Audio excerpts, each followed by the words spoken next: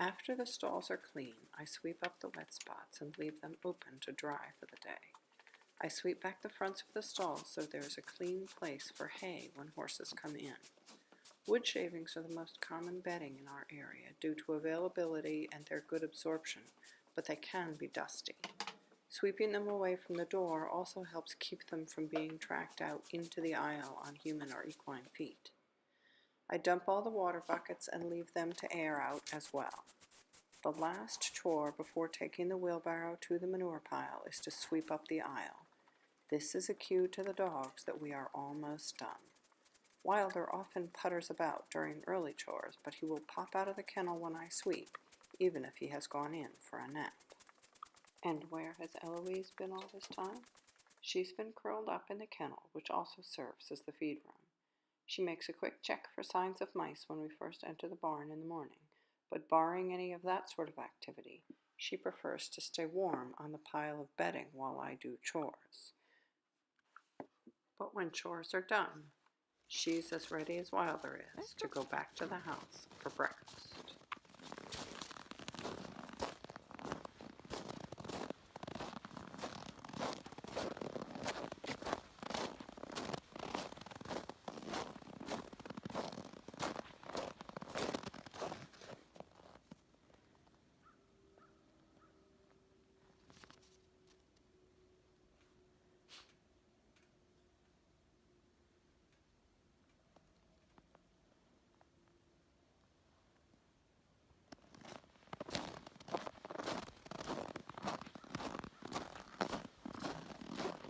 Once we're indoors and get the snow knocked off, which takes me longer than them, the dogs race upstairs.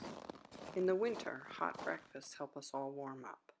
I like to give the dogs a variety, so they might get leftovers from our dinners, or if I make hot cereal or eggs for my own breakfast, I make enough for them too.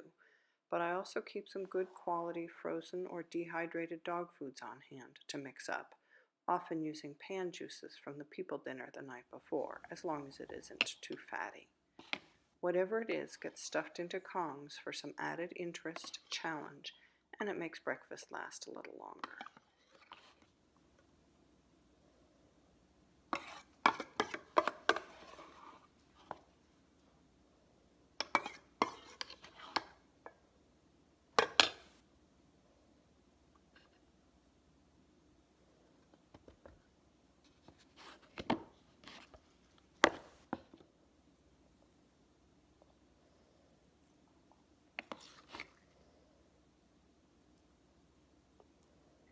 Eloise has many years of waiting politely for meals, and if I somehow get sidetracked, seeing her wait patiently on the rug by her dish is all the reminder I need to feed them.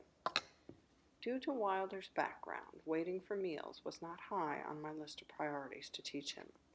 In the early days, he ran in circles while I prepared his food, either spinning in place or racing around the kitchen island, unable to hold still. The spinning increased once I picked the bowl up, and he would tornado his way to the crate where he was fed. Once his crate training was complete, I relocated his meal spot to the entry where Eloise gets hers. Changing the environment helped a little, as did tossing treats away from the kitchen to keep him busy doing something else, working on stationing at other times of day under different distractions, and reinforcing any time he stopped spinning for just a little bit. Over time, his behavior calmed, and with repetition, toward the end of winter, he began offering to go and wait with Eloise.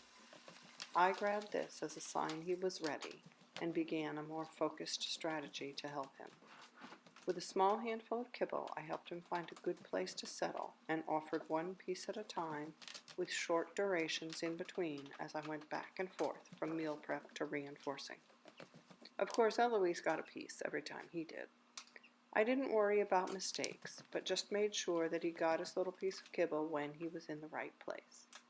Placing the kibble on the floor helped him to lie down. When I was ready to put dishes down, I waited for each dog to lie down.